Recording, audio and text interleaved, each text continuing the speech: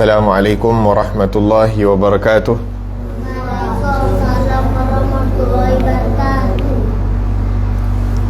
Bismillahirrahmanirrahim. Nawayna ta'alluma wa ta'lim wa tadhakkura wa tadhkir wa naf'a wal intifa' wal ifadah wal istifadah wal hatha ala tamassuki bi kitabillahi ta'ala wa sunnati rasulih sallallahu alaihi wasallam wa du'a ila al-huda wa dalalata ala al-khair ibtigha' wajhillah wa mardatihi wa qurbihi wa thawabihi subhanahu wa ta'ala.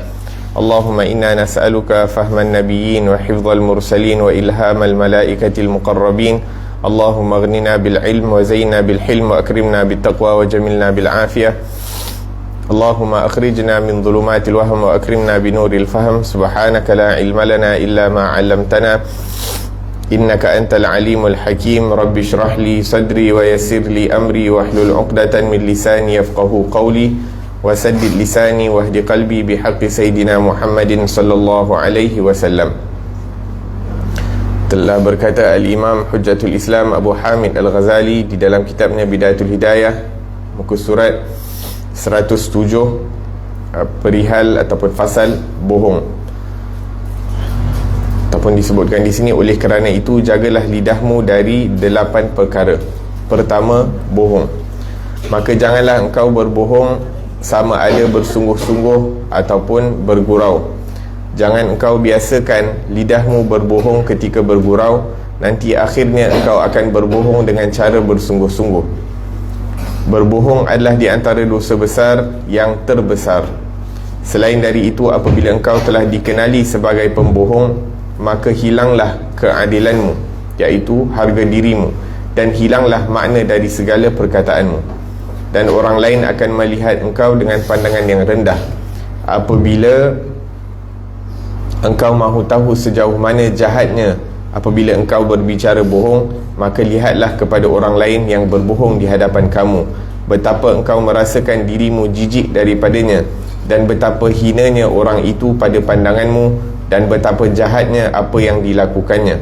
Begitulah hendaknya engkau melihat kepada segala keaiban dirimu, kerana engkau tidak dapat mengetahui sejauh mana keaiban dirimu kecuali bila engkau memperhatikan perbuatan yang sama yang dilakukan oleh orang lain terhadap dirimu. Maka apa yang engkau pandang buruk terhadap orang lain, begitulah pula sebaliknya. Oleh itu, janganlah engkau suka membuat perkara yang menyebabkan kebencian orang lain terhadap kamu.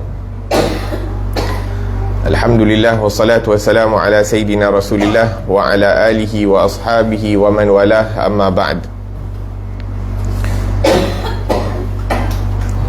Alhamdulillah, Imam Ghazali rahimahullahu ta'ala pada pengajian yang lalu ataupun di akhir pengajian yang terdahulu, kita sebutkan tentang meninggalkan maksiat, adab-adab meninggalkan maksiat, dan Imam Ghazali telah sebutkan cara-cara untuk menjaga daripada mata kita, cara-cara menjaga telinga, dan cara-cara untuk menjaga lidah kita daripada perkara-perkara yang dilarang oleh Allah Subhanahu wa ta'ala. Maka perbincangan terhadap lidah ni agak panjang, seperti yang kita sebutkan di dalam kitab ini Bidayatul Hidayah. Imam Ghazali menyebutkan ada 8 keburukan yang dilakukan oleh lidah kita. Jadi yang pertama di sini disebutkan tentang berbohong ataupun berdusta ataupun tipu, al-kadhib, dan antara dosa yang paling buruk dan mendatangkan dosa yang besar di sisi Allah Subhanahu wa ta'ala adalah penipuan ataupun pendustaan. Maka hendaklah kita menjaga lidah kita daripada tipu, sama ada bila kita cakap betul ataupun bila kita cakap main-main. Nah, dan Imam Ghazali mengingatkan jangan kita biasakan lidah kita ini untuk tipu walaupun dalam keadaan main-main, kerana ditakuti ataupun ianya akan menjadi satu kebiasaan.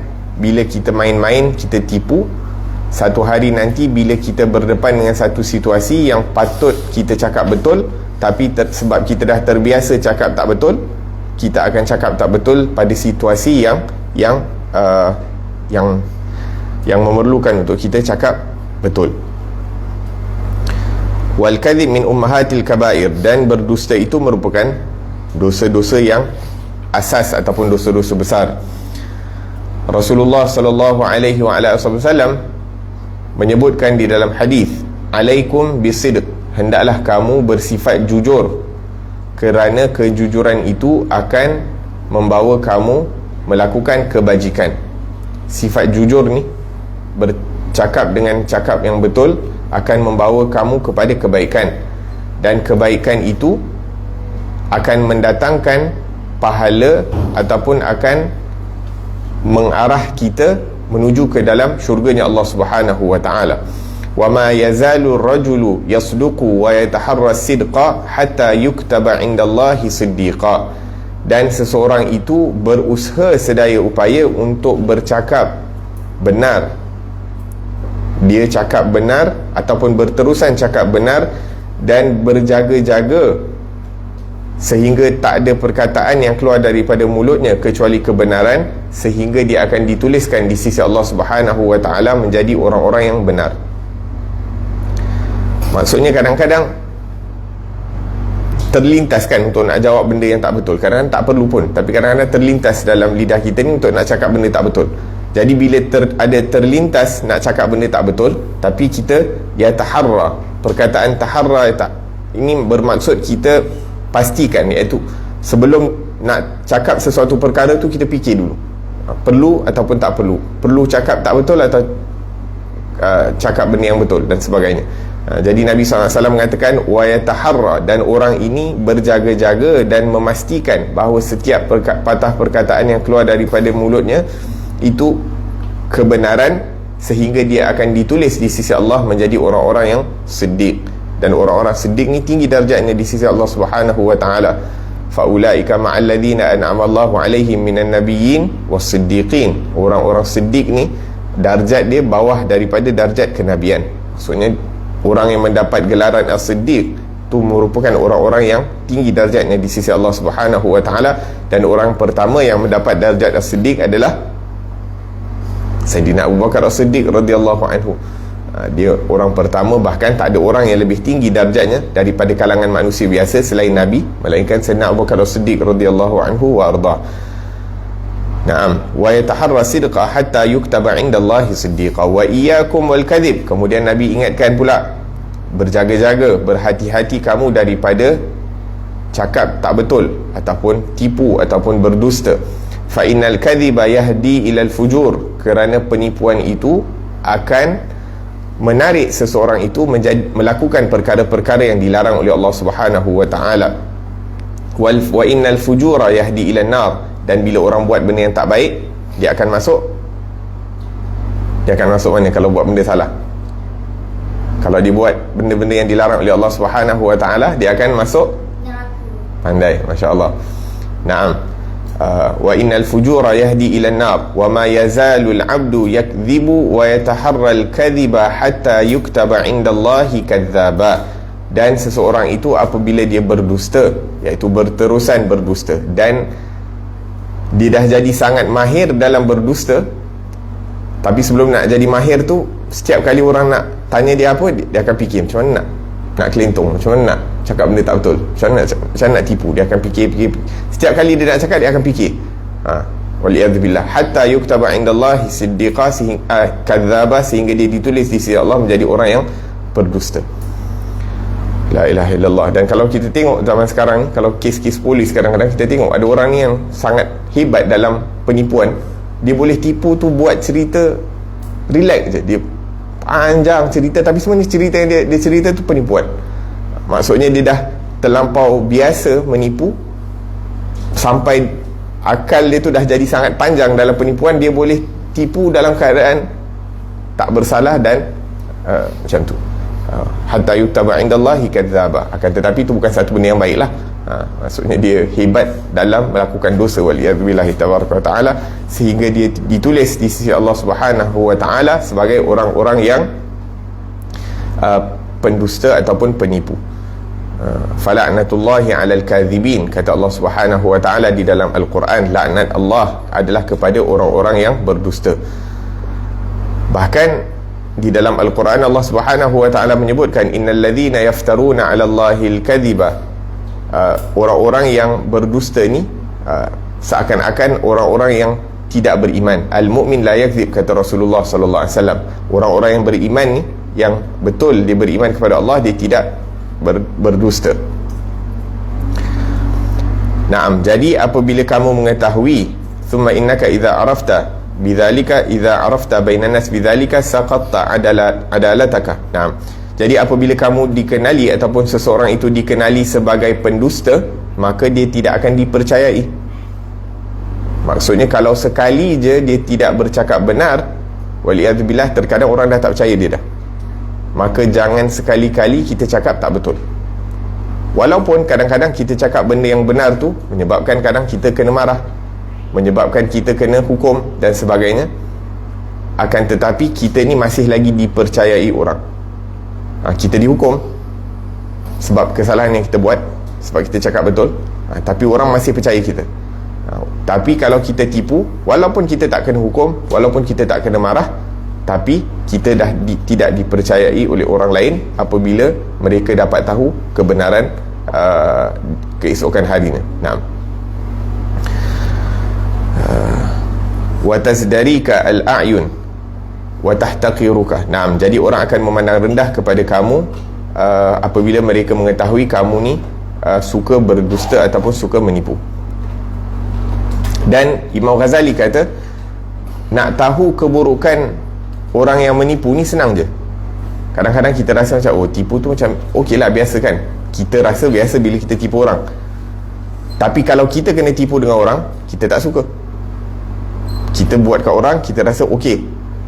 Tapi kalau orang buat kat kita, kita kata, kenapa orang ni buat? Susah sangat ke nak cakap betul?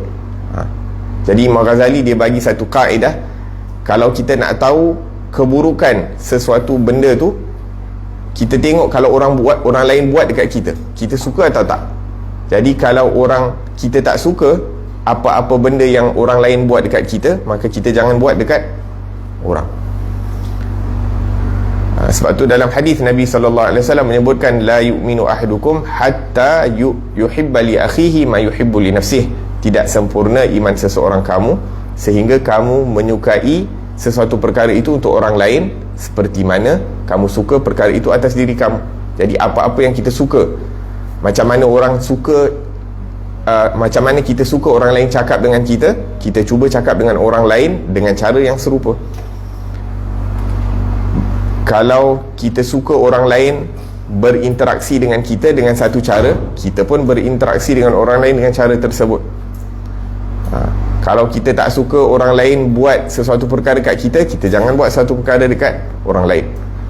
Sehingga disebutkan dalam hadis, kama tadinu tudan, ataupun disebutkan dalam pepatah Arab, kama tadinu tudan, seperti mana kamu lakukan kepada orang lain, perkara tersebut akan kembali kepada kamu. Naam.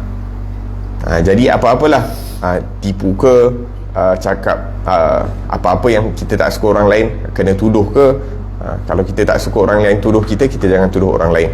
Kalau kita tak suka orang lain cari pasal dengan kita, kita jangan cari pasal dengan orang lain. Wa hakadha. Naam. Wa kadzalika fa'al fi jami' uyubika. Begitu juga kamu lakukan kepada setiap kekurangan atau keburukan kamu.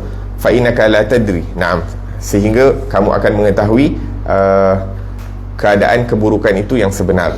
Bila kita tak suka orang lain buat, maka kita pun jangan buat. Kemudian di sini disebutkan, dikata ketahuilah bahawa perkataan itu merupakan cara untuk kita nak sampai kepada satu matlamat. Kita ada satu aim kan, kita nak sampaikan satu maklumat, maka maklumat itu tidak akan tercapai melainkan dengan perkataan.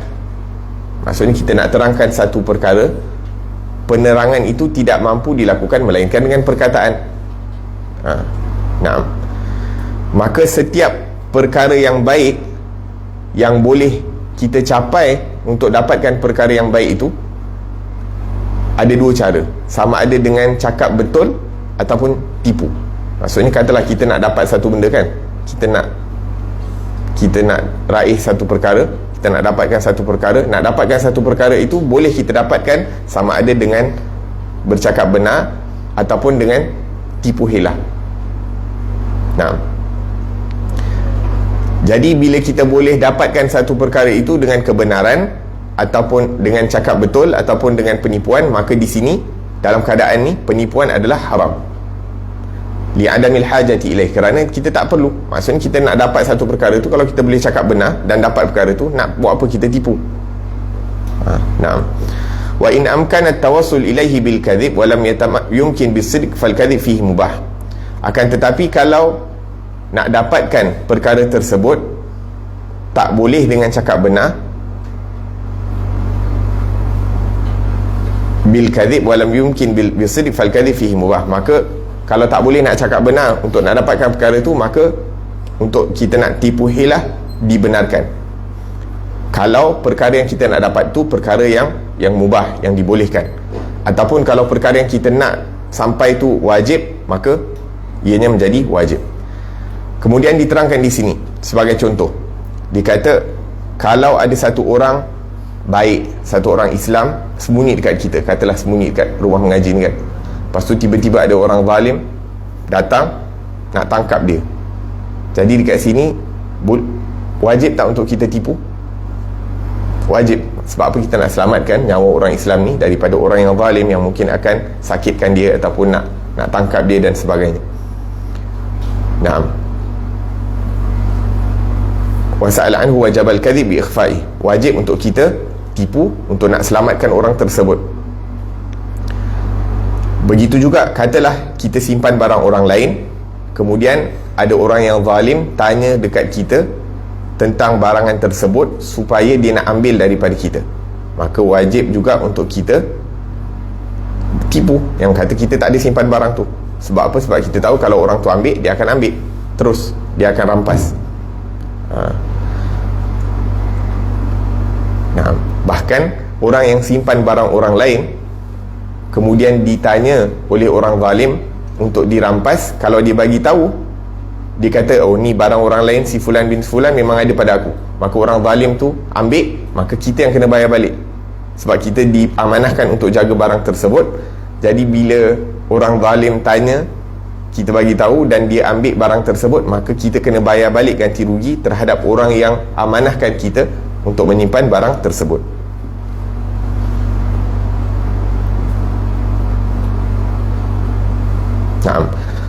Ini salah satu exception ataupun salah satu daripada keadaan-keadaan yang dibolehkan untuk kita berdusta. Bahkan dalam kitab-kitab lain ada sebutkan ada beberapa perkara ataupun ada beberapa keadaan yang dibolehkan untuk kita berdusta. Akan tetapi perlu kita ketahui bahawa Rasulullah sallallahu alaihi wasallam dalam seumur hidupnya tidak pernah berdusta. Hatta di dalam peperangan, yang mana dalam peperangan itu kebiasaannya dibolehkan untuk kita berdusta. Sebab apa? Dalam peperangan ni kita nak ada taktik kan. Jadi kadang-kadang tiba-tiba kalau musuh datang tanya, korang berapa ramai? Tak bolehlah kita nak bagi tahu. Maksudnya dekat situ boleh untuk kita nak tipu. Supaya apa? Supaya kita, pihak musuh tak tahu berapa bilangan kita. Sebab kita nak menang. Jadi kita kena ada taktik.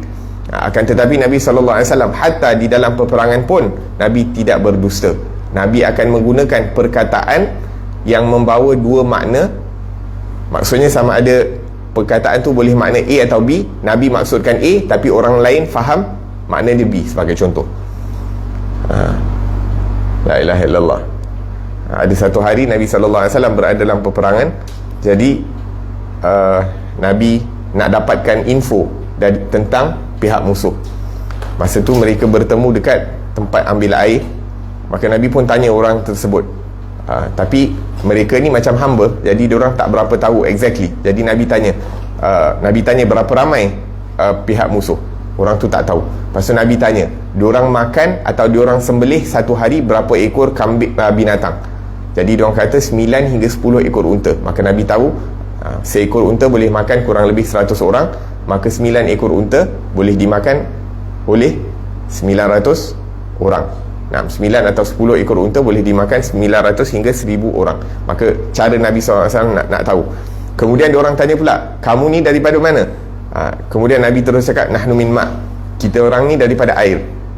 Ada kabilah yang disebutkan pada waktu itu min ma', daripada air, tapi yang Nabi SAW maksudkan ma' tu kami daripada air, yakni Allah Subhanahu Wa Taala ciptakan setiap kejadian daripada air. Maka Nabi SAW bagi jawapan kami ni daripada air, yang Nabi maksudkan asal kejadian setiap makhluk itu daripada air. Tapi orang ingatkan Nabi mengatakan bahawa mereka, Nabi daripada kabilah al-ma', salah satu daripada kabilah Arab. Maka hatta di dalam peperangan pun Nabi SAW tidak berdusta. Bahkan Nabi SAW mengatakan bahawa aku iaitu berlawat jenaka bersama sahabat-sahabat, akan tetapi aku tidak mengatakan kecuali yang benar, kecuali kebenaran. Sallallahu alaihi wa ala alihi wasallam. Maka walaupun ada keadaan-keadaan yang dibolehkan untuk kita berdusta, akan tetapi jangan kita biasakan, jangan buka pintu tersebut. Kalau boleh, selagi mana kita boleh bersifat jujur, bercakap benar, kita cakap benar. Kerana seperti yang disebutkan dalam hadis ini, fa inna sidqa yahdi ilal bir. Kerana kebenaran dalam perkataan, apabila kita betul-betul jaga, kebenaran itu akan mengalir kepada anggota tubuh badan kita. Bila kita dah biasa cakap betul, kita akan tengok benda yang betul, kita akan dengar perkara yang betul, kita akan buat perkara yang betul. Maksudnya kebenaran itu akan mengalir kepada seluruh anggota tubuh badan kita. Kemudian para ulama mengatakan bila kebenaran itu dah mengalir kepada anggota tubuh badan kita, kemudian hati kita ni pun tidak akan terlintas kecuali perkara-perkara yang baik ataupun perkara yang betul. Sebab itu kita tahu para nabi, diorang punya mimpi itu adalah benar. Ru'yatul anbiya haqqun. Mimpi para nabi itu adalah benar. Sebab tu orang-orang saleh bila diorang mimpi diorang tu seakan-akan menjadi kenyataan. Sebab apa? Sebab diorang cakap diorang betul, perbuatan diorang betul. Jadi hatta diorang punya mimpi tu macam firasah, macam diorang boleh dapat isyarat apa yang akan berlaku, sebab benda-benda yang diorang lakukan setiap hari itu adalah benda yang baik dan benda yang betul. Maka tidak datang kepada mereka kecuali kebaikan. Maka kalau kita nak kebaikan datang kepada kita, kita biasakan untuk mengatakan perkara-perkara yang baik dan betul, dan lakukan perkara yang baik dan betul. Itu kurang lebih perkara yang terkait dengan berbohong. Kemudian Imam Ghazali mengatakan perkara yang kedua, menyalahi janji. Maka jangan sekali-kali engkau berjanji kemudian engkau menyalahinya. Bahkan sebaiknya biarlah engkau banyak berbuat baik walaupun tanpa berjanji. Jikalau engkau terpaksa juga mengikat janji, maka engkau mesti berhati-hati. Jangan sampai janji itu engkau ingkari kecuali apabila engkau lemah daripadanya dengan sebab ada halangan yang tidak dapat dielakkan. Kerana mungkir janji itu adalah sebahagian daripada tanda orang munafik dan orang yang rendah akhlaknya. Rasulullah sallallahu alaihi wasallam pernah bersabda, "Thalathatun man kunna fihi fahuwa munafiqun wa in sama wa shalla man idza hadatha kadzaba idza haddatha kadzaba wa idza wa'ada akhlafa wa idza tumina khana." Artinya tiga perkara apabila ada pada seseorang, maka ia adalah orang yang munafik. Naam, munafik amal, bukan munafik akidah. Walaupun ia puasa dan sembahyang, ialah orang yang apabila bercakap ia berbohong, apabila ia berjanji ia mungkir, dan apabila diamanahkan sesuatu ia khianat. Waliyadzubillahi tabaraka ta'ala. Kalau dia ada tiga-tiga sifat, maka sempurna kemunafikannya. Kalau dia ada salah satu, maka dia ada salah satu daripada sifat nifaq. Naam. Jadi mungkir janji ni satu perkara yang berat. Dan janji kita yang paling besar seharian adalah temu janji kita dengan Allah Subhanahu wa ta'ala.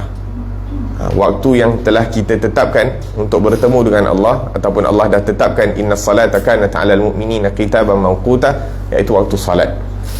Kalau kita dapat tepat janji dengan sembahyang, insya-Allah dengan perkara-perkara lain, insya-Allah kita dapat tepati janji. Tapi kalau dengan sembahyang kita tak mampu jaga, tak mampu untuk menepati daripada temu janji yang telah ditetapkan oleh Allah Subhanahu wa taala, maka dengan orang lain pun lagi susah kita nak. Dengan Allah yang maha berkuasa, yang maha esa, yang menghidupkan kita, yang mewujudkan kita, yang memberikan kita rezeki, yang memberikan kita segala-galanya, kita tak ada rasa bersalah untuk nak melewatkan waktu bertemu dengan Allah, apatah lagi dengan orang lain. Waliyadzubillahi tabaraka wa ta'ala. Naam. Dan fa iyyaka an ta'ida bi syai'in wa la tafi bih. Jangan sekali-kali kamu berjanji dengan sesuatu janji yang kamu tak mampu untuk nak tunaikan janji tersebut. Bahkan kalau boleh, buatlah perkara-perkara yang kamu nak buat tanpa perlu berjanji. Biasakan diri kita ni, bila kita nak buat baik, kita buat baik. Tak perlu nak tabur harapan dulu dekat orang lain. Oh, insya-Allah nanti kalau aku ada masa, kalau aku ada rezeki, kalau ayah ada ni, kalau ibu ada ni, kalau tak payah. Kalau kita ada, kita plan nak buat, okey, kita plan nak buat, kita buat. Kecuali kalau nak bagi semangat lah. Kalau peperiksaan dapat something, insya-Allah boleh dapat yang ni, kalau ni dan sebagainya. Dan terkadang naam, sebagai pendidik dan sebagainya, ibu dan ayah bagus kalau tidak biasakan untuk berjanji kepada anak-anak, kerana terkadang bila kita tak mampu nak buat, maka mereka dapat pelajari sifat buruk itu daripada ibu dan ayah. Maksudnya kalau ibu dan ayah dah boleh, iaitu mungkir janji, maka diorang pun akan belajar sifat mungkir janji itu daripada ibu dan ayah. Naam.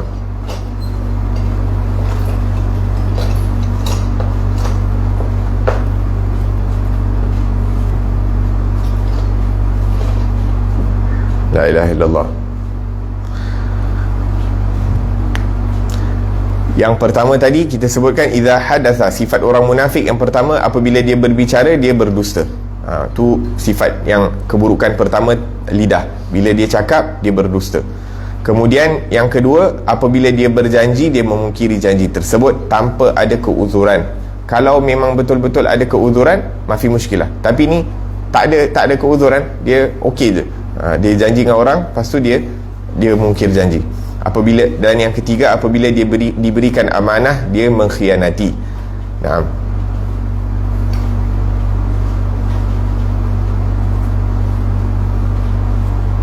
Dalam hadis lain Nabi sallallahu alaihi wasallam menyebutkan arba'un man kunna fihi kana munafiqan khalisa. 4 sifat yang mana kalau seseorang itu ada, maka dia orang munafik yang tulen, pure munafik, waliyadzubillah. Wa man kanat fihi khaslatun minhunna kanat fihi khaslatun minan nifaq. Akan tetapi kalau dia ada salah satu daripada sifat-sifat tersebut, maka dia ada salah satu daripada sifat munafik, sehinggalah dia meninggalkan sifat tersebut. Apabila dia diamanahkan dia mengkhianati, apabila dia berbicara dia berdusta, apabila dia diberi janji, diberi amanah dia tipu, wa idza khasama fajara, apabila dia berdebat dia tak bercakap benar. Ini salah satu sifat nifak juga. Bila dia bergaduh ataupun dia berdebat dengan orang lain, dia berdebat lah kan, dia berdebat, jadi dia akan gunakan perkataan-perkataan yang tak elok, ataupun dia akan bercakap dengan perkataan yang kotor untuk nak selamatkan diri dia ataupun untuk nak menang. Naam. Mala fil khusumati anil haq waqtahamal batil.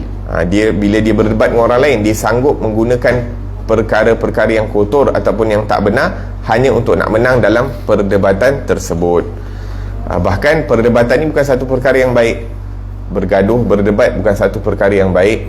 Bukan sifat orang mukmin, bukan daripada sunnahnya Rasulullah sallallahu alaihi wasallam. Sebab tu bila orang nak cari pasal ataupun nak berdebat dengan kita, walaupun apa yang dia cakap tu salah, kita nak tegakkan kebenaran dengan kononnya nak berdebat balik dengan dia, tapi itu bukan sunnah. Sebab kadang-kadang kita tahu orang tu bila berdebat, dia cakap benda tak betul, dia nak kita jawab je balik, lepas tu dia akan berdebat juga dengan benda yang tak masuk akal. Sebab tu Imam Syafi'i rahimahullah mengatakan bahawa aku tak pernah berdebat dengan orang yang pandai ataupun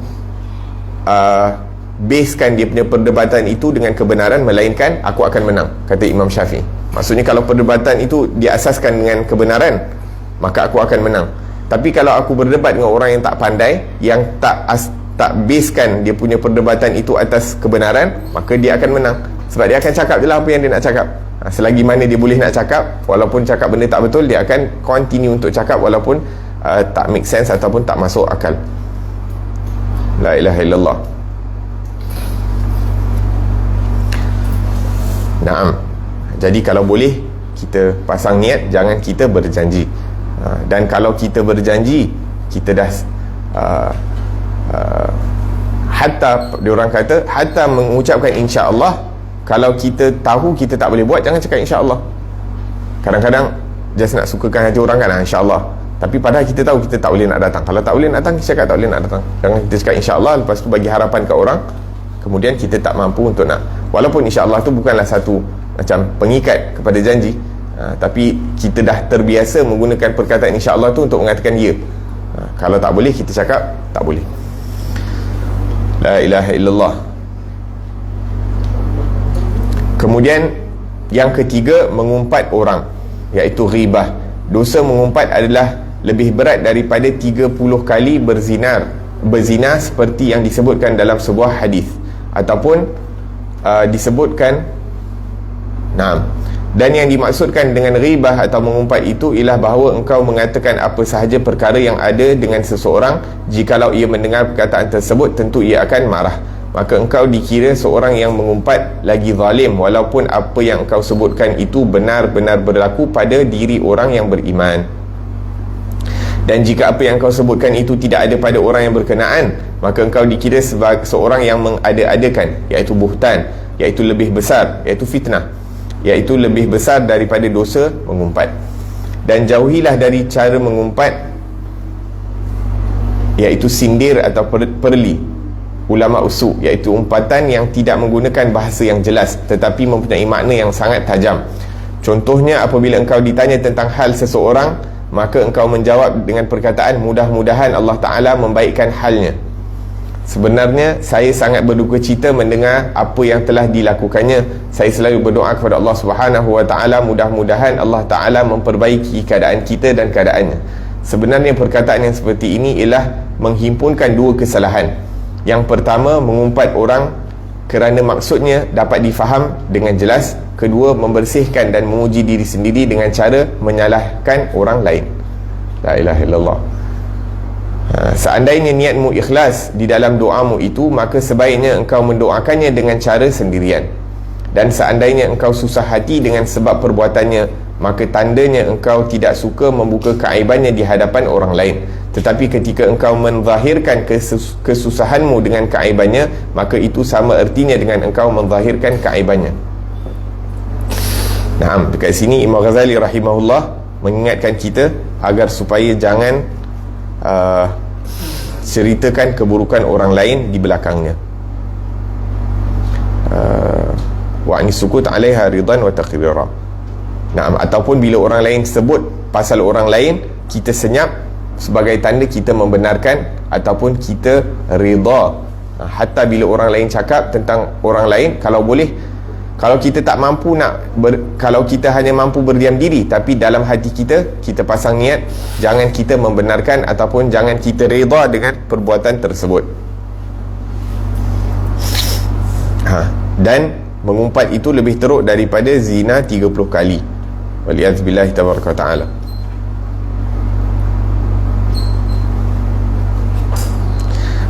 Mengumpat itu apa? Menyebutkan sesuatu perkara tentang seseorang yang mana kalau dia dengar dia tak suka. Umum, Nabi kata zikraka akhaka bima yakrah. Sebutlah apa-apa tentang orang tersebut yang mana kalau dia dengar dia tak suka. Apa-apa tentang dirinya, tentang rupa parasnya ke, tentang sifat dia ke, tentang pakaiannya ke, tentang ahli keluarganya ke, apa-apa yang terkait dengan dia, kalau dia dengar dia tak suka, maka itu adalah mengumpat. La ilaha illallah. Moga-moga Allah Subhanahu Wa Ta'ala. Dan mengumpat ini bukan hanya dengan perkataan sahaja. Mengumpat dengan menulis pun mengumpat juga. Macam zaman sekarang kan, kita tulis kat Facebook ke, kita tulis kat WhatsApp ke dan sebagainya, tu pun dikira mengumpat. Ataupun kita bagi isyarah, kita bagi tanda, dengan sama ada dengan mata ataupun dengan tangan.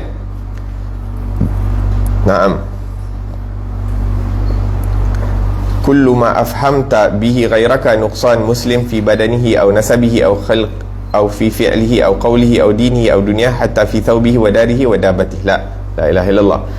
Disebutkan di sini apa, dia kata apa-apa yang kamu bagi tahu dekat orang lain ataupun kamu fahamkan orang lain tentang seseorang, tentang seorang Islam, perkara yang terkait dengan tubuh badan dia ke, ataupun keturunan dia ke, ataupun rupa paras dia ke, ataupun perbuatan dia ke, perkataan dia ke, agama dia ke, cara dia mengamalkan agama ke, ataupun perkara-perkara dunia yang terkait dengan dia, sehinggakan baju, rumah dan juga kenderaan dia pun dianggap sebagai mengumpat.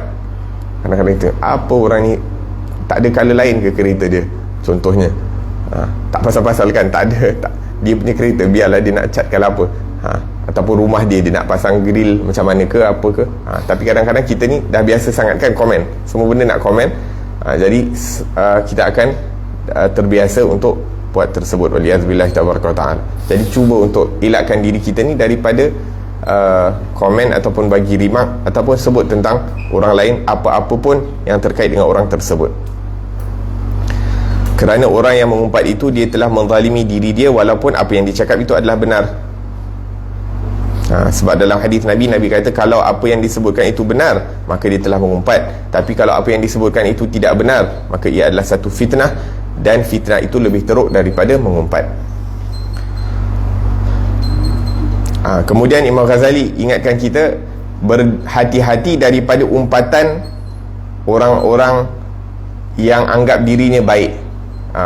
Umpatan dekat sini Imam Ghazali sebutkan umpatan ulama-ulama yang jahat, katanya, yang mana ianya merupakan umpatan yang paling teruk di kalangan umpatan-umpatan lain.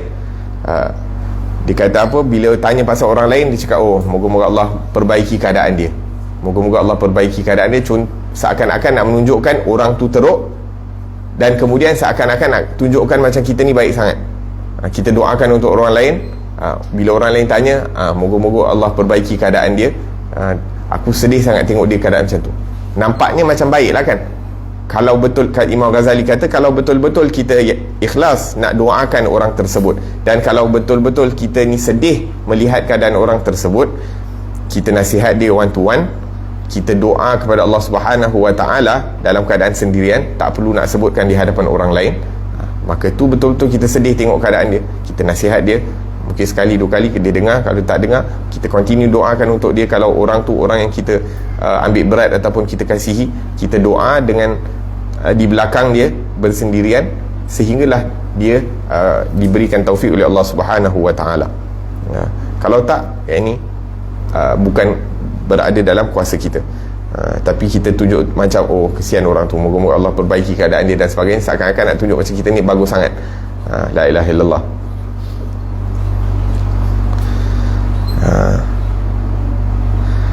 Min ghairi tasrih bal bi ta'rid li syakhsin muayyan imma hayyin wa imma mayyit. Subhanallah.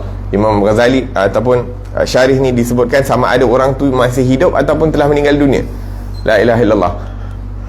Sayyidil Habib Umar bin Muhammad bin Salim bin Hafiz, dia cakap sekarang ni kita tak cukup, kita ni kan mengumpat, tak cukup orang dekat kampung kita, tak cukup, rasa macam tak cukup orang dah nak mengumpat dekat kampung kita, kita mengumpat satu Johor Baru.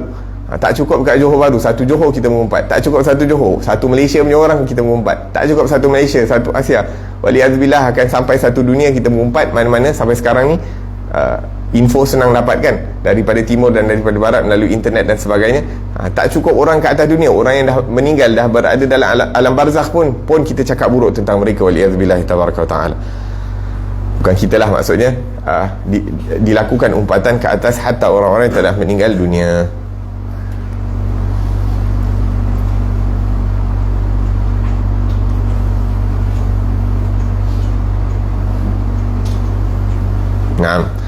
Tak kisahlah, mungkin kita cakap kesianlah orang tu, dia banyak dekatkan diri dengan pemimpin ke, sebagai contoh kan, merapatkan diri kepada raja ataupun pembesar-pembesar, dianggap sebagai satu perkara yang tak elok, maka kesian aku tengok orang tu terpaksa berada bersama pemimpin dan sebagainya. Kononnya macam kita ni baik sangat, tapi padahal kita sedang mengumpat dan membaiki diri kita sendiri. Ataupun kita cakap orang tu disibukkan dengan cari dunia siang dan malam sampai tak ada masa dengan ibadah dan sebagainya. Tu bukan cara dia. Ataupun kita cakap apalah orang tu tak malu. Kadang-kadang kita tengok TV lepas tu kita pula komen, orang ni tak malu, orang ni tak amal agama, tak tutup aurat apa semua. Tak perlu. Bukan kerja kita. Kalau betul-betul kita ikhlas, kita nasihat dia betul-betul, bukan dengan mengata di belakang dia. Allahu Akbar. Marhaba.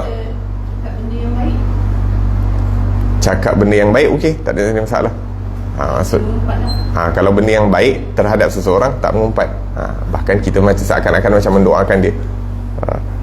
Tapi kalau jangan cakap benda. Dan apa yang biasa Nabi SAW buat, kalau nak cakap pasal orang lain, Nabi akan mengatakan mabalu aqwamin, apa masalah sesetengah orang. Tapi kadang-kadang kita pun bila cakap apa masalah sesetengah orang tu, orang dah tahu dah siapa kita cakap kan. Tapi ala kulli hal, sebaiknya kita jangan sebut nama. Sebaiknya kalaupun terpaksa untuk nak meluahkan sesuatu, kita meluahkan perkara tersebut dengan orang yang kalau kita cakap, orang tu tak tahu tentang orang lain. Kita cakap kepada orang yang mungkin tak tahu siapa kita cakap, dan kita jangan sebut nama, jangan sebut kumpulan. Hatta walaupun kumpulan orang tu tergelincir ataupun bukan daripada golongan Ahlus Sunnah wal Jamaah, mungkin memang akidahnya agak songsang dan sebagainya, hatta kalau tak perlu untuk nak sebut nama kumpulan tersebut, tak perlu disebut. Nah,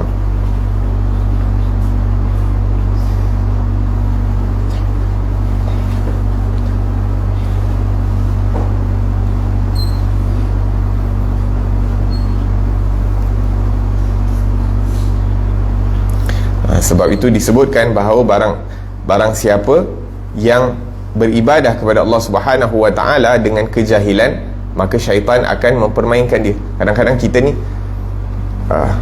ialah bila seseorang tu contohnya ilmu dia kurang, dia rasa macam dia buat benda yang baik, tapi sebenarnya dalam syariah itu bukan satu perkara yang baik. Sebab tu untuk nak amalkan agama ni perlu ada ilmu. Apabila ilmu tu betul, benar, barulah amalan kita tu benar dan diterima oleh Allah Subhanahu wa taala. Tapi kalau ilmu kita tu half-half kan, ada setengah tu betul, setengah tu kita main ambil dari sini dari sana, kefahaman tu tak betul-betul sempurna, maka kadang-kadang kita rasa kita buat baik, tapi sebenarnya kita mengundang kemurkaan Allah Subhanahu wa taala.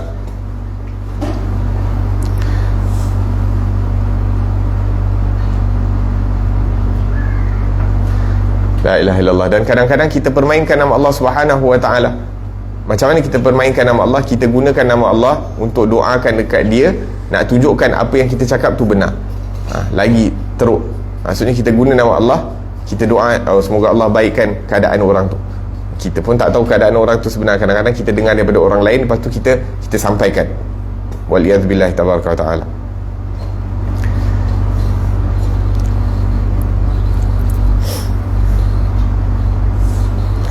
Dan di sini Imam Ghazali menyebutkan, kalau kita benar-benar jujur nak sembunyikan, nak baikkan keadaan dia, maka kita tidak akan buka keaiban di depan orang lain. Kita tak akan ceritakan keburukan dia di hadapan orang lain. Nah, kemudian Allah Subhanahu wa taala, Imam Ghazali meneruskan dengan mengatakan, sebenarnya firman Allah Subhanahu wa taala di bawah ini sudah cukup bagimu supaya engkau meninggalkan segala bentuk umpatan. Allah Subhanahu wa taala berfirman, wala yaghtab ba'dukum ba'dha ayuhibbu ahadukum an ya'kula lahma akhihi maitan fakarihtumu. Dan janganlah sebahagian kamu mengumpat sebahagian yang lain. Apakah seseorang kamu suka memakan daging saudaranya yang sudah menjadi bangkai, maka sudah tentu kamu merasa jijik daripadanya. Apabila engkau mengumpat saudaramu, Allah Subhanahu wa taala telah menyerupakan kamu dengan pemakan bangkai, maka hindarilah penyakit ghibah ini. Dan jikalau engkau mahu berfikir, tentu engkau tidak akan mengumpat orang lain. Cuba engkau lihat pada dirimu sendiri, bukankah dirimu sendiri juga pernah mengerjakan maksiat secara sendiri-sendiri dan juga dengan cara terang-terang. Maka apabila engkau telah mengetahui bahawa dirimu sendiri banyak mempunyai kelemahan sehingga engkau melakukan sesuatu maksiat, maka ketahuilah begitu pula halnya saudaramu, ia juga mempunyai kelemahan-kelemahan sehingga ia melakukan maksiat, maka uzurnya sama dengan uzurmu. Tetapi kenapa engkau suka menyebut-nyebut kelemahannya? Tentu ia tidak suka, seperti halnya engkau juga tidak suka disebut kelemahanmu. Dan apabila engkau menutupi keaibannya, maka Allah Subhanahu wa ta'ala pasti akan menutupi keaibanmu. Tetapi jika engkau suka membongkar keaibannya, maka Allah Subhanahu wa ta'ala pasti akan menyediakan lidah-lidah yang lebih tajam untuk membongkar keaibanmu di dunia ini. Kemudian Allah Subhanahu wa ta'ala akan membuka pula segala rahsiamu di akhirat kelak di hadapan seluruh makhluk Allah Subhanahu wa ta'ala di padang mahsyar nanti. La ilaha illallah.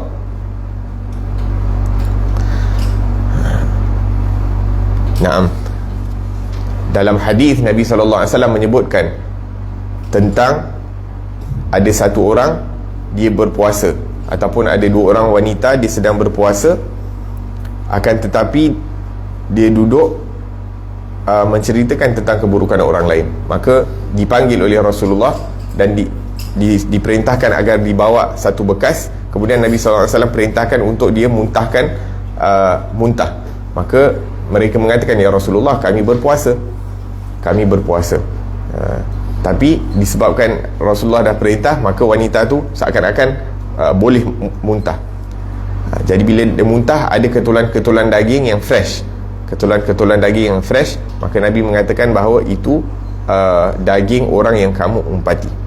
Seakan-akan satu mukjizah yang ditunjukkan oleh Rasulullah sallallahu alaihi wasallam, nak menunjukkan orang ini dia berpuasa daripada yang halal, akan tetapi dia makan daripada yang haram.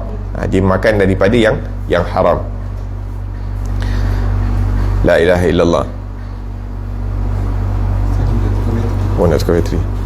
Oh, dah mati.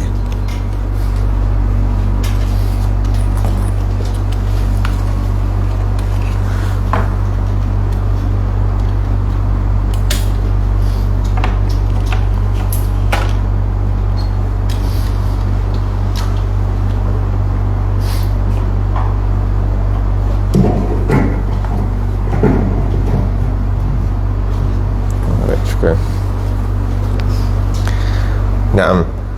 Jadi kalau kita bayangkan situasi yang sebenar, kita tak akan mampu nak makan daging yang fresh, apatah lagi bangkai. Kalau daging fresh kita tak mampu nak makan, apatah lagi bangkai orang. Maka berhati-hati dan sentiasa doa kepada Allah Subhanahu wa ta'ala dan merayu kepada Allah Subhanahu wa ta'ala agar kita diberikan kekuatan untuk meninggalkan daripada keburukan mengumpat tadi. Amin, Allahumma amin. Naam. Di sini Imam Ghazali dibagi satu kaedah lagi. Seperti mana tadi dia bagi kaedah, kalau kita tak suka orang lain buat kat kita, kita jangan buat kat orang lain. Kat sini pun lebih kurang sama kaedah dia. Dia cakap setiap orang ada keburukan masing-masing, setiap orang ada kelemahan masing-masing. Kita sendiri tahu kita ada kelemahan kita. Kita sendiri tahu ada dosa-dosa yang kadang-kadang kita susah nak tinggalkan. Kadang-kadang satu orang tu dia punya kelemahan dia tak boleh nak jaga mata sebagai contoh, tapi dia boleh jaga lidah dia. Ada orang lain pula dia boleh jaga lidah dia, orang lain pula tak boleh nak jaga lidah dia, tapi dia boleh jaga mata. Jadi kelemahan tu ada, cumanya kelemahan tu berbeza. Orang A kelemahan dia B, orang B kelemahan dia C.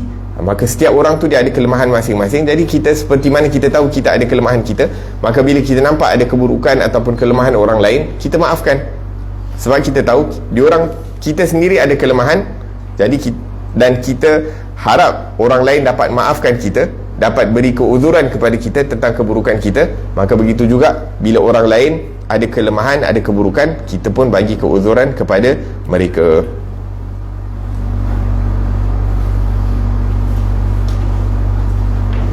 La ilaha illallah.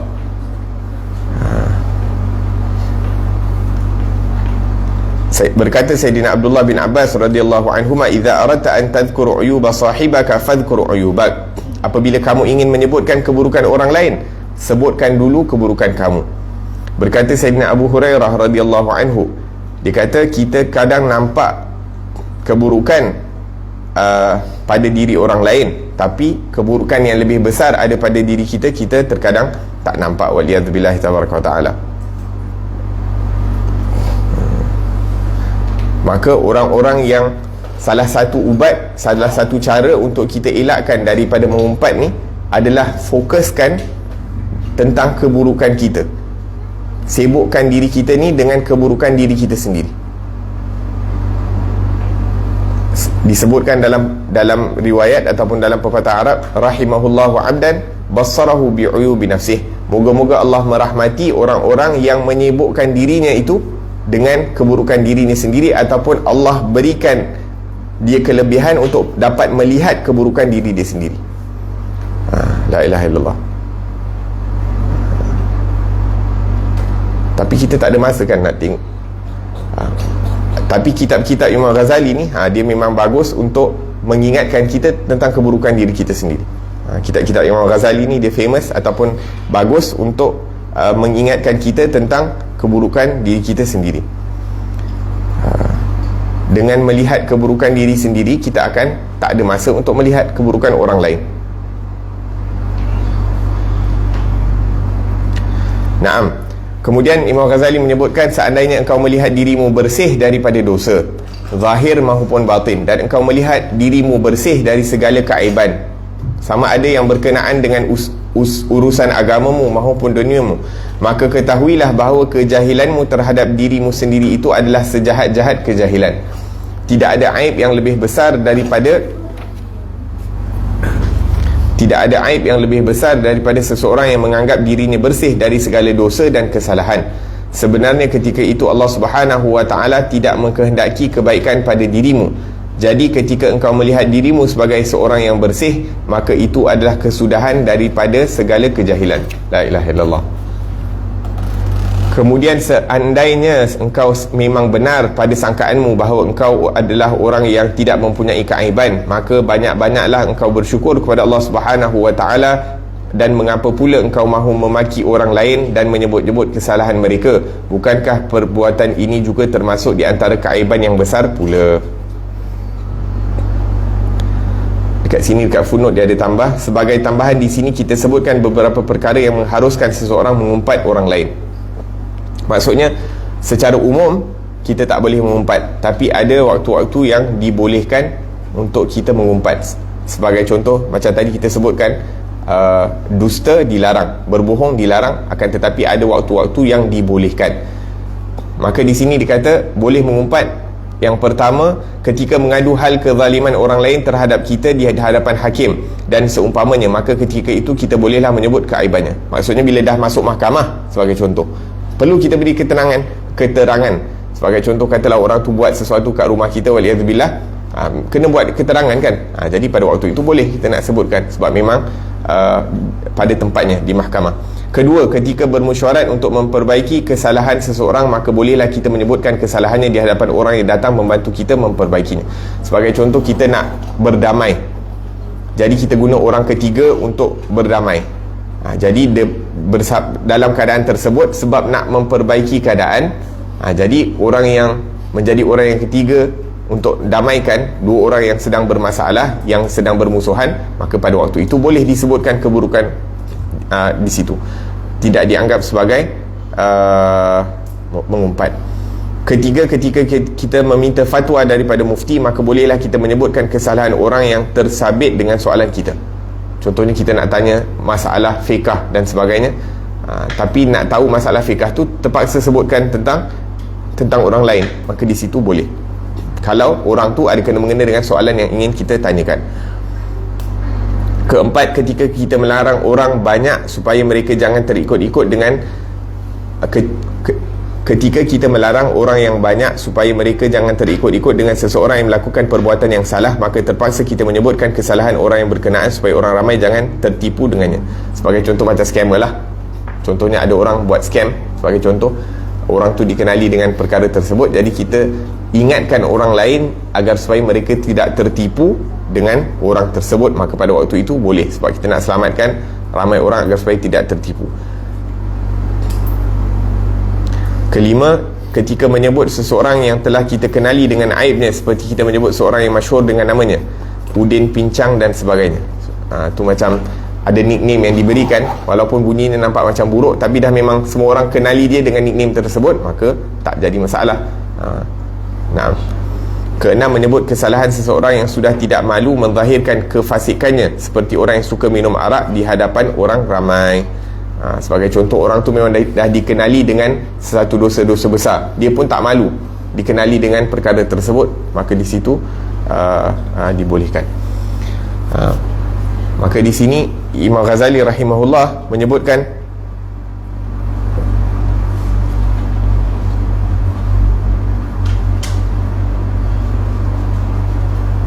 wa idza nazarta ila zahirika wa batinika falam tatla' fihi, apabila kamu melihat diri kamu tak nampak keburukan zahir dan batin, tak ada nampak kekurangan dalam agama ataupun dunia, maka ketahuilah bahawa kejahilanmu terhadap diri kamu sendiri itu merupakan sebesar-besar kebodohan. Maksudnya akal kamu tu tak function betul, tak nampak keburukan diri sendiri. Waliyadzubillahi tabaraka wa ta'ala. Satu keburukan sebenarnya, satu kekurangan apabila kita tak mampu nak lihat keburukan pada diri sendiri. Nampak semua kita buat betul, apa-apa kita buat betul, walaupun salah kita betul, orang lain buat walaupun betul nampak salah. Waliyadzubillahi tabaraka wa ta'ala. Naam, walau aradallahu bika khairan, kalau Allah mengkehendaki kebaikan kepada kamu, maka dia akan menunjukkan, akan memperlihatkan kepada kamu keburukan diri kamu. Faru'yatuka nasuka bi'aini ridha ghaitu ghabawah, maka melihat keadaan diri kamu itu dengan keridaan, rasa diri kita ni dah perfect, satu kebodohan yang jelas. Waliyadzubillah tabaraka wa ta'ala. Wa aktsarul khalq jahilun bi'uyubi anfusihim, dan kebanyakan makhluk, kebanyakan manusia tidak mengetahui tentang keburukan dirinya sendiri. Jadi apa cara nak tahu keburukan diri sendiri? Macam mana nak tahu keburukan diri kita sendiri? Disebutkan di sini yang pertama, duduk bersama satu orang saleh yang mengetahui tentang keburukan-keburukan hawa nafsu. Sebab tu penting kita duduk bersama ustaz dengan guru-guru, mursyid, yang mana melalui mereka kita dapat kenal keburukan diri kita sendiri. Nah, dan mereka ni macam specialist. Kan kalau doktor biasa dia tahu penyakit-penyakit biasa je, tapi kalau specialist ni dia tahu penyakit-penyakit yang detail. Begitu juga orang-orang saleh ni, orang-orang saleh biasa mungkin dia tahu penyakit-penyakit hati yang biasa, tapi orang-orang saleh yang mendalam ilmunya, yang mengamalkan ilmunya, maka mereka dapat mengenal pasti penyakit-penyakit hati ni yang lebih minute, yang lebih detail. La ilaha illallah. Wa yatba' isyaratahu fi mujahadatih, dan mereka akan bagikan kita prescription, ubat apa yang perlu ambil. Sebab tu kalau kita tengok Rasulullah sendiri, bila orang datang kat Rasulullah, dia tanya, ya, dan minta nasihat, Rasulullah kata jangan marah. Maka seakan-akan Nabi SAW boleh nampak orang ni penyakit dia suka marah, jadi Nabi perintahkan jangan marah. Orang lain pula, Nabi tahu penyakit dia mungkin susah untuk nak berbakti kepada orang tua, maka Nabi kata berbaktilah engkau kepada orang tua. Mungkin orang ni kedekut ataupun tidak bersifat rahmah kasih sayang kepada ahli keluarga dan sebagainya, maka Nabi bagi prescription tu sesuai dengan. Maka orang-orang saleh ni, orang yang jaga mata dia, jaga telinga dia, seperti yang kita sebutkan, mereka dapat melihat manusia ni dengan kacamata yang diberikan oleh Allah Subhanahu Wa Taala kepada mereka, sehingga diorang tengok je dah dapat tahu, oh ni penyakit dia apa, yang tu penyakit dia apa, dan sebagainya. Dan mereka akan nasihatkan sesuai dengan penyakit-penyakit tersebut. Jadi kalau kita boleh duduk, dan kalau kita tak boleh duduk dengan orang-orang saleh, maka kita duduk dengan buku-bukunya yang dikarang oleh orang-orang saleh, seperti Imam Ghazali. Syuf, kita duduk baca tentang Imam Ghazali, banyak dah nampak keburukan diri kita. Mungkin sebelum ni kita mengumpat, kadang kita punya kefahaman mengumpat tu kecil sikit, tapi bila kita baca karangan Imam Ghazali, kita tahu betapa luasnya umpatan itu, dengan tubuh badan, ini dengan mata, dengan tangan, dengan penulisan dan sebagainya. Naam, yang kedua, an yatlub sadiqan saduq. Ni susah. Yang kedua ni sangat susah nak cari zaman sekarang. Untuk nak cari satu kawan yang jujur dan yang mengetahui, yang beragama dan ada ilmu tentang agama. Raqiban ala nafsih, dia sendiri sangat berhati-hati terhadap dirinya, sentiasa mencari keburukan dirinya. Dan kalau kita bersahabat dengan dia, kalau kita ada buat benda yang tak betul, dia akan ingatkan kita. Nak cari kawan macam ni susah. Kawan biasanya dia suka jaga hati kan, tapi nak cari kawan yang beragama, yang benar, yang jujur, dia sendiri berhati-hati tentang keburukan yang kadang-kadang yang minute ni, yang tak nampak. Dan kalau kita bersahabat dengan dia, dia pun akan ingatkan kita tentang perkara-perkara tersebut. Fama kariha min akhlaqihi wa af'alihi wa yubihi al-batinah yunabbihuhu alaih.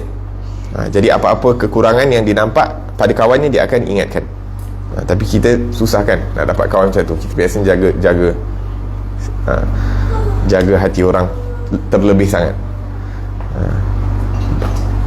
Kadang jaga hati orang luar terlebih sangat. Orang-orang yang berada dekat dengan kita, kita kurang pula ambil perhatian tetap terhadap perkara tersebut. Yang ketiga, cara nak mengetahui keburukan diri kita adalah dengan melalui musuh. Kenapa? Kerana musuh ni lidah dia tajam. Dia akan nampak sekecil-kecil keburukan dalam diri kita. Maka manfaat yang kita boleh dapat daripada musuh adalah kadang-kadang daripada lidah musuh ni kita dapat mengetahui keburukan-keburukan diri kita.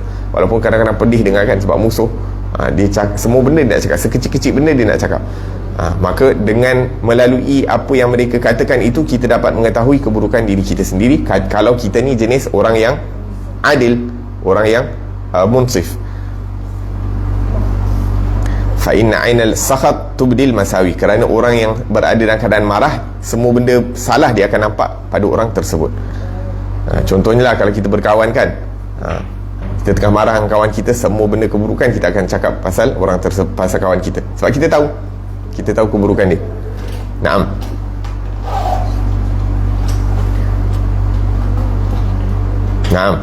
Illa anna taba' majbulun ala takdzibil adu. Tapi kebiasaannya manusia ni, dia akan mendustakan apa-apa yang dikatakan oleh musuhnya. Kita punya perangai manusia ni, kalau musuh kita cakap, memang kita cakap ni dia tipu, sebab dia tak puas hati dengan kita, tu yang dia cakap benda-benda tersebut. Ataupun kita cakap dia hasad dengan kita, sebab tu dia cakap perkara tersebut. Tapi orang yang memerhatikan keadaan hatinya, maka dia akan bezakan sama ada perkataan daripada musuh ni sebab dia hasad ataupun memang betul ada pada diri kita. Dan Allah menyebutkan, balil insanu ala nafsi basirah, sesungguhnya manusia itu lebih mengetahui keadaan dirinya, kekurangan diri kita. Jadi bila orang tu cakap, okey, ni memang aku punya keburukan, ni memang kesalahan aku, ni memang keaiban aku, tu mungkin salah, aku tak rasa tapi boleh cek balik sama ada betul ataupun tidak. Wahakadha.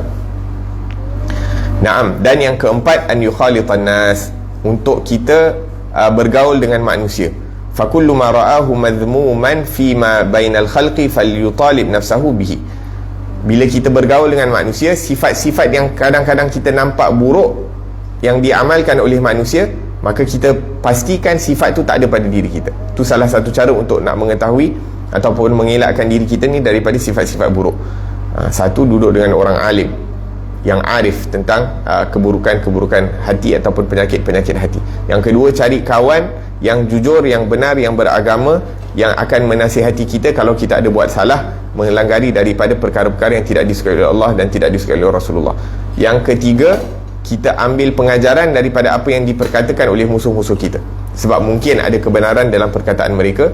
Dan yang keempat tadi, kita bila bergaul dengan manusia, kita tengok apa sifat yang tak baik, yang kita tak suka orang lain buat, kita jangan buat. Pastikan benda tu tak ada pada diri kita.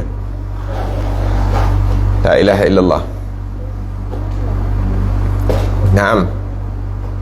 Kemudian kalau yang terakhir, kita akan berhenti di sini. Kemudian Imam Ghazali mengatakan bahawa kalau kita merasakan bahawa diri kita ni tak ada kekurangan, sama ada dalam agama ataupun dalam perkara-perkara dunia, alhamdulillah, kita belajar ilmu, kita belajar kitab dan sebagainya, kita cuba untuk perbaiki diri kita, dan kita nampak alhamdulillah keaiban tu tak banyak ataupun tak ada dan sebagainya, maka kita bersyukur kepada Allah Subhanahu wa taala. Tapi selepas kita bersyukur atas Allah kurangkan keburukan, keaiban kita, jangan pula lepas tu kita rosakkan agama kita dengan kita caci hamun orang lain. Nampak semua keburukan orang lain, mentang-mentang kamu dah sempurna, lepas tu kamu nak pandang rendah kepada orang lain. Itu bukan cara dia. La ilaha illallah. Maka dengan itu kita telah menjatuhkan diri kita sendiri. Qala Umar radhiyallahu anhu, berkata Sayyidina Umar Al-Khattab radhiyallahu anhu, alaikum bi dzikrillahi ta'ala fa innahu shifaa'un wa iyyakum al-ghibah wa dzikrun nas fa innahu da'un. Kata Sayyidina Umar Al-Khattab, hendaklah kamu sentiasa berzikir kepada Allah Subhanahu wa ta'ala, kerana itu adalah ubat, dan berjaga-jaga, berhati-hati kamu daripada mengumpat dan menyebutkan tentang manusia, kerana itu adalah penyakit. Sebut tentang orang dan mengumpat adalah penyakit, dan berzikir, sebut tentang Allah Subhanahu wa ta'ala, keagungan Allah, ataupun sebut tentang Rasulullah sallallahu alaihi wasallam, maka itu adalah ubat untuk penyakit-penyakit hati. InsyaAllah kita akan sambung pada pengajian akan datang. Moga-moga apa yang disampaikan ini ada manfaatnya, InsyaAllah ta'ala.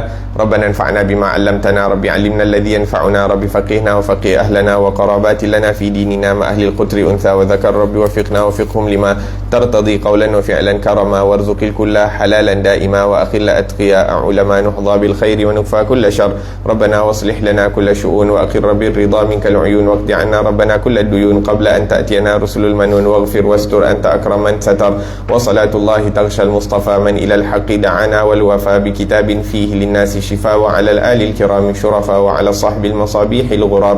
اللهم اهدنا بهداك واجعلنا ممن يسارع في رضاك، ولا تولنا وليا سواك، ولا تجعلنا ممن خالف أمرك وعصاك.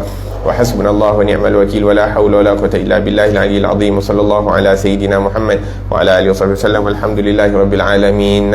نشهد أن لا إله إلا الله، نستغفر الله، نسألك الجنة ونعوذ بك من النار. نشهد أن لا إله إلا الله، نستغفر الله، نسألك الجنة ونعوذ بك من النار. نشهد أن لا إله إلا الله، نستغفر الله، نسألك الجنة ونعوذ بك من النار. اللهم إنك عفو تحب العفو فاعف عنا. اللهم إنك عفو تحب العفو فاعف عنا. اللهم إنك عفو تحب العفو فاعف عنا يا كريم. صلى الله على سيدنا محمد وعلى آله وصحبه وسلم. الحمد لله رب العالمين والعفو منكم. والسلام عليكم ورحمة الله وبركاته.